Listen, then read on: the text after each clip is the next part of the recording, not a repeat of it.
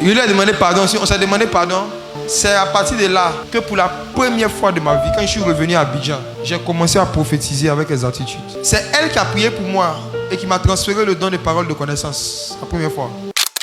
Quand on était petit, dans le mouvement on fait comme les blancs, il ne sait plus c'est qui. En tout cas, quelqu'un a suggéré qu'on nous achète des pyjamas pour dormir. Nous, les enfants de 13 juillet, pyjamas. On n'a pas parlé, on a porté. Et on avait une femme de ménage très méchante. Je l'avais surnommée Luc parce qu'elle gifle plus vite que son nom. Mes parents ne me frappaient pas, mais elle ne me ratait pas. Et je vous dis que si cette femme ne m'avait pas chicoté, j'allais être un brigand. J'allais être très rebelle, très têtu. J'ai eu la grâce d'être chicoté. Aujourd'hui, cette grâce-là, on vient enlever ça en Afrique. Il y a certains ici qui n'allaient jamais connaître de multiplication par 2. Si on ne les avait pas chicotés avec le tuyau rouge. Vrai ou faux? Un jour, elle m'a appelé, elle dit, Jarou, les habits là, c'est moi qui lave. Je ne dis pas de ne pas aller jouer. Je dis, quand tu veux aller jouer, enlève ton pyjama avant de descendre. Je dis, vous connaissez les enfants. Je n'ai pas dit de ne pas aller jouer, change-toi. Je dis, le lendemain, un mec est venu taper à la porte. Il habitait juste en haut de chez moi. Il est venu taper à la porte. Il dit, on s'en va jouer. Il dit, c'est quel jeu? Il habitait en haut de chez nous. Il dit, c'est quel jeu? Il dit, nos parents nous ont dit de nettoyer le salon. Donc, ils ont un jeu. Ils prennent le mot, ils font la mousse dans l'eau. On verse sur le carreau, puis on glisse dedans. Hey! Donc, on appelait ça glisser. Il dit, on va faire glisser. Il a regardé derrière moi. Mathieu n'était pas là. Il dit, allons. Fermez la porte, je suis parti. J'ai glissé avec mon pyjama. On a joué dans l'eau. On a nettoyé le salon. On nettoyé. Puis nous-mêmes, on s'est dit, hey! Je suis descendu. Elle revenait du marché. On a fait un croisement devant la porte. Elle dit, c'est quoi ça? Il dit, je ne suis pas allé jouer ballon. Tu m'as dit de ne pas aller jouer ballon. Il n'est pas joué ballon. Elle dit, mais pourquoi c'est sale? J'ai menti. C'est plus raconter une histoire. Elle dit, d'accord. Elle n'a rien dit. Je suis rentré. Elle a ouvert la porte. Elle dit, parce qu'un s'est passé. Il a entendu, waouh! Habituellement, elle me chicotait. Ce jour-là, elle m'a battu. C'est vrai qu'elle a exagéré et que c'est des choses à ne pas faire. Mais le jour-là, il y a une colère qui est rentrée dans mon cœur. Il a dit, quand ma maman va venir, il va lui dire, on va te chicoter aussi. Il était fâché. Quand ma maman est venue le soir, j'ai couru aller expliquer. Elle m'a battu. J'ai fait exprès.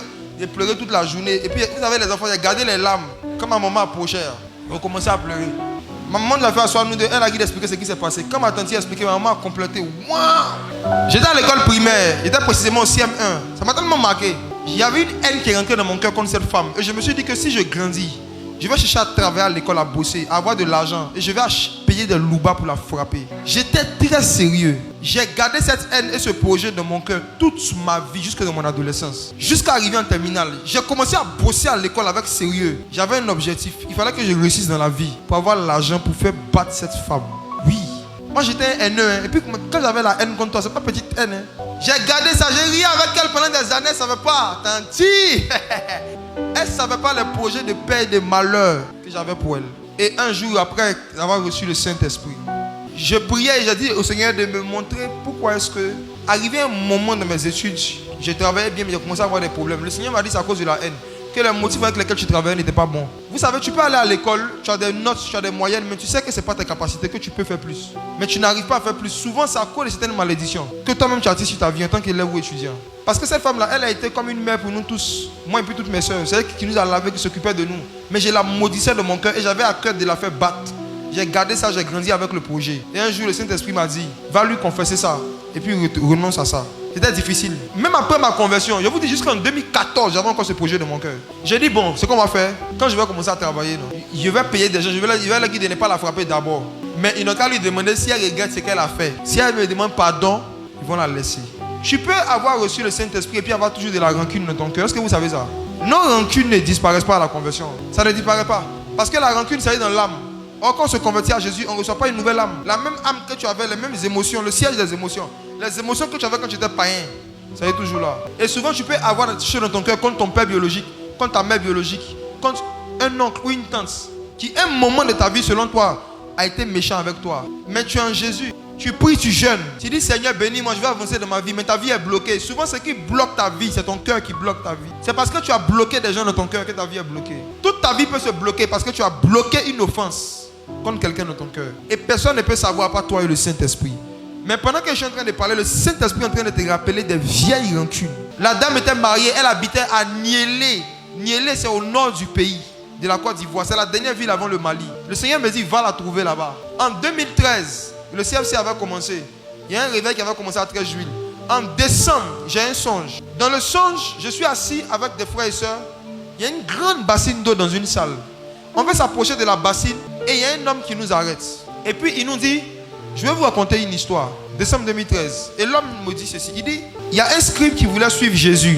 Et puis le Seigneur a dit, le Fils de l'homme n'a pas d'endroit où poser sa tête. Mais il a dit pourtant, dans le livre de Jean, il y a deux hommes qui voulaient suivre Jésus, qui ont dit, Seigneur, on veut savoir où tu habites. Et à eux, Jésus a dit, viens et voyez où j'habite. Et il nous demande dans le songe, pourquoi est-ce que à un, Jésus a dit qu'il n'a pas de maison. Et puis à d'autres, il a montré sa maison. Et puis on se regardait. Et puis il dit, vous voulez la réponse? On a dit, ouais. Et puis il dit, vous voulez la réponse? On dit, ouais. Il dit, réglez tous les problèmes de rancune que vous avez d'abord. Quand vous allez finir de régler, je vais venir vous expliquer. Et puis il a disparu. Puis je me suis réveillé. Je me suis levé en 2013. J'ai convoqué une réunion à l'époque avec ceux avec qui on avait commencé l'œuvre. Et j'ai dit qu'on va organiser une réunion. On appelait ça réunion de frustration. Qui se rappelle de ça? À 13 juillet. Si tu as quelque chose dans ton cœur contre un frère ou une soeur, on s'assoit comme ça et puis on se parle. Tout ce qui te passe par la tête, il faut lui dire. On s'assied et puis il faut dire. Est-ce qu'il y a quelqu'un qui a fait quelque chose qui ne t'a pas plu et tout ça? Le Saint-Esprit m'a dit, tant qu'il n'y a pas une communion fraternelle parfaite entre vous, je ne vais plus te voir prêcher nulle part. À cause de cela, pendant 1 an, je n'ai pas prêché. On n'a pas organisé de programme. Le collectif des frères qui n'a fait aucun programme en public pendant 1 an, toute l'année 2014. Et jusque-là, moi, je pensais que ça ne les concernait que. Parce que moi, j'étais le gars, je suis un père tout le monde, tu vois, eux, ils ont des histoires. Et puis, il m'a rappelé de ma tante là. Il m'a dit, toi-même, va la trouver. Va demander pardon. Il m'a dit, mais comment elle va me voir? Si elle sait que j'avais un truc comme ça dans mon cœur contre elle, un projet bien. J'avais déjà même pris le numéro de certains coins où on loue les loups. Oui! J'ai pris mon car, j'ai quitté la maison, je suis parti. C'était mon plus long voyage de ma vie. Combien de jours, d'heures de route, je ne sais pas. J'arrive là-bas, elle me demande pourquoi tu es venu. Il dit non, je suis venu en retraite. Je suis venu rester un peu ici pour prier, pour jeûner. Mais frère, j'avais décidé de jeûner pendant 1 semaine. De toute façon, la faim m'a frappé le premier jour. C'était une faim surnaturelle. Je n'avais jamais eu autant de faim de toute ma vie. Il savait qu'il y avait un problème. Souvent, ton cœur n'est pas pur, mais tu veux jeûner beaucoup. C'est ulcère de ventre que tu vas avoir, mon frère. Il était dans la chambre. Elle vient taper à 18h. Tu vas manger? Ton faux cœur. Il dit non. Quand il dit non, mon estomac c'est sec. Je me suis débrouillé pour dormir comme ça le lendemain. Elle est venue taper le matin. Elle dit, il y a le petit déjeuner. Hein. Tu vas manger? Quand il dit non. À midi, je ne tenais plus. Je suis sorti. Je dis, où est la nourriture? Elle dit, tu n'as pas dit, tu as jeûné une semaine, il faut laisser ça. Avant de jeûner, je vais mourir dedans, il faut laisser. J'ai commencé à manger et pendant qu'on était à table, j'ai senti la paix. Et je sentais que c'était le moment où jamais. Et j'ai dit, il veut te parler. Elle dit oui. Et puis j'ai commencé à tout lui confesser. Elle m'a dit, waouh. Elle a commencé à pleurer. Elle m'a demandé pardon, elle s'est mise à genoux. Elle dit, elle ne savait pas que ça devait blesser comme ça. Elle a commencé à pleurer. Il y avait honte maintenant. Et si la vie de mon cœur, elle dit, tu vois comment tu es? À cause de toi, la vieille, il a rien. Il lui a demandé pardon. Si on s'est demandé pardon, c'est à partir de là que pour la première fois de ma vie, quand je suis revenu à Abidjan, j'ai commencé à prophétiser avec les attitudes. C'était la première fois en 2015. Et c'est elle qui a prié pour moi avant de mourir parce qu'aujourd'hui elle est morte. Mais c'était une prophétesse. C'est elle qui a prié pour moi et qui m'a transféré le don des paroles de connaissance. La première fois. Et mes frères et sœurs, je vous raconte pour vous dire quoi? Il y a des blessures de notre enfance, il y a des rancunes de notre enfance qui peuvent nous suivre après la conversion. Et ça peut être un frein à notre croissance dans la foi. Il y a des personnes à qui on doit parler sérieusement de certaines actions qu'ils ont posées envers nous, qui nous ont touchés, qui nous ont blessés à un certain niveau. Et parfois ils ne le savent pas. Ils savent qu'ils vous ont parlé mal, mais ils ne savent pas que ça vous a fait autant mal. On ne peut jamais mesurer, en fait, nous en tant qu'êtres humains, la portée de nos actes ou de nos paroles sur les gens. On ne peut pas. Et quand tu vois que tu es dans ce genre d'atmosphère, où c'est en train de te revenir, tu te rappelles de tel cousin, tu te rappelles de tel oncle, tu te rappelles de tel... Dieu est en train de te parler. Il faut beaucoup d'humilité, il faut manifester beaucoup d'humilité pour revenir vers ces personnes-là.